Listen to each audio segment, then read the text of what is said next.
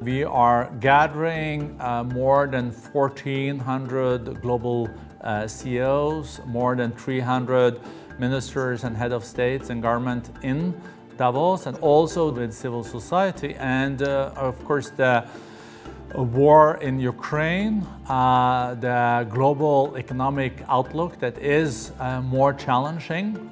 We have a very weak recovery that easily can turn into a new recession if we don't get it right. And also the looming climate change will be topics that the world leaders will have to look at and also see, are there ways to collaborate and find common solutions even in such a polarized world that we are currently faced with.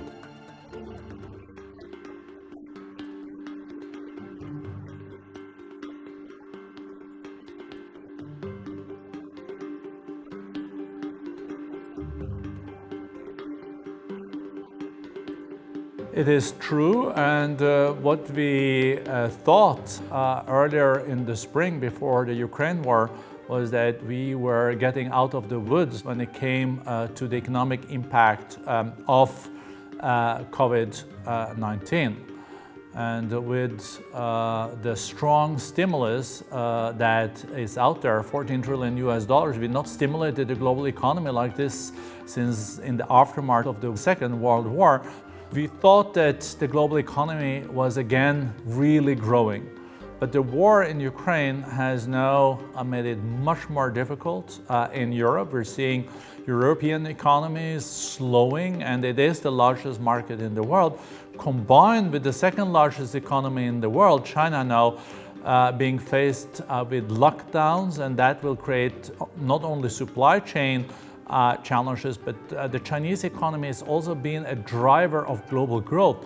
35% of the global growth has come from China the last decade.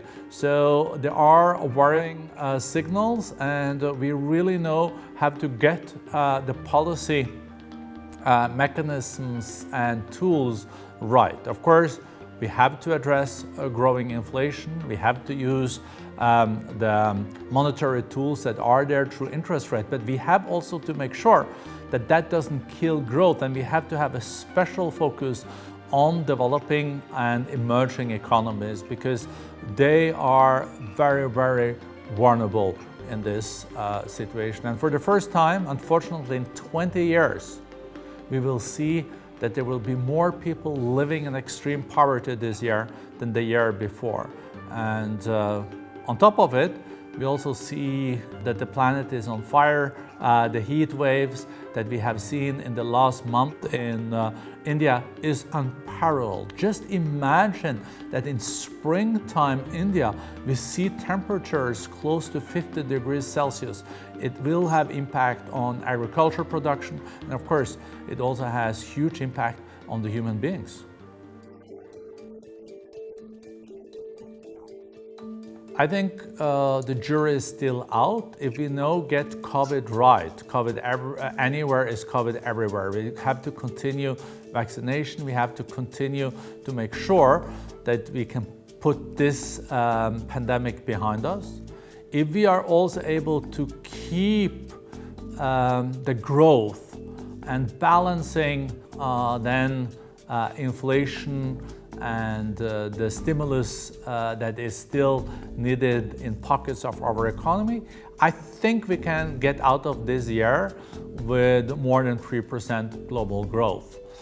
And then we also hope that the geopolitical situation is not turning worse, so we don't face like a real decoupling between the G2, US and China.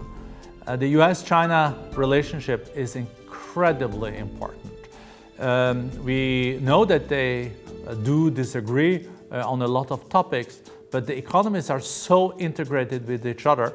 So if we see two different systems evolving, and there will be more protectionist measures and more tariffs, that will shave additional growth off, and that will have, of course, a very, very negative impact. So all this we will try to also then discuss in Davos at such a historical turning point. We will have the key global economic leaders who can really find global solutions to global challenges.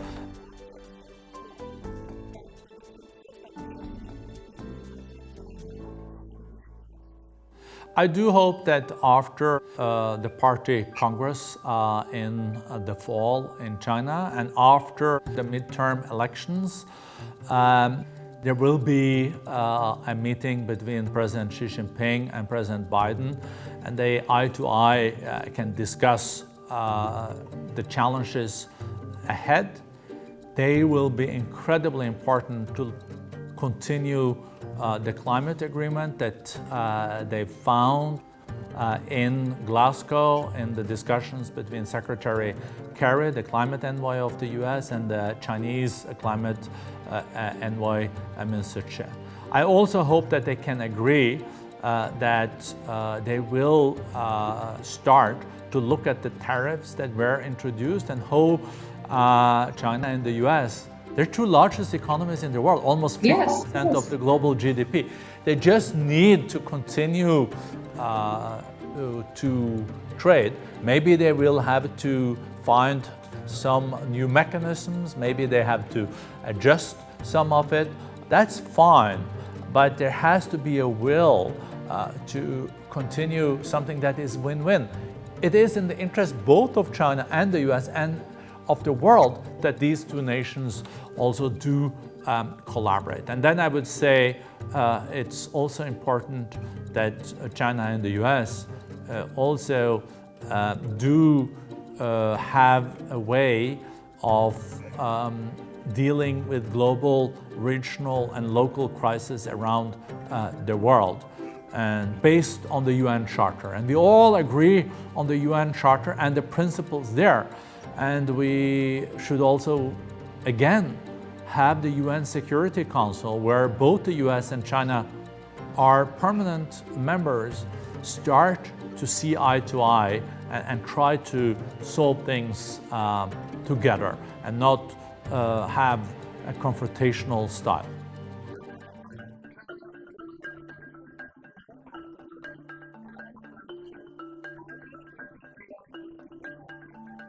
Indeed, Asia is almost half of the global population, if not the half. We also know that more and more of the global GDP is coming from Asia. Some of the more exciting global economies and a lot of the innovation is also happening in Asia. So Asia is back. Let's not forget that a few decades ago, Asia's amount of the global GDP was even down to 10-15% of the global GDP. But in 1850, it was almost 50% of the global GDP. And I think we're moving more back to what it was in the past. So Asia is again finding, going back to its historical roots as a powerhouse, an epicenter for growth and prosperity.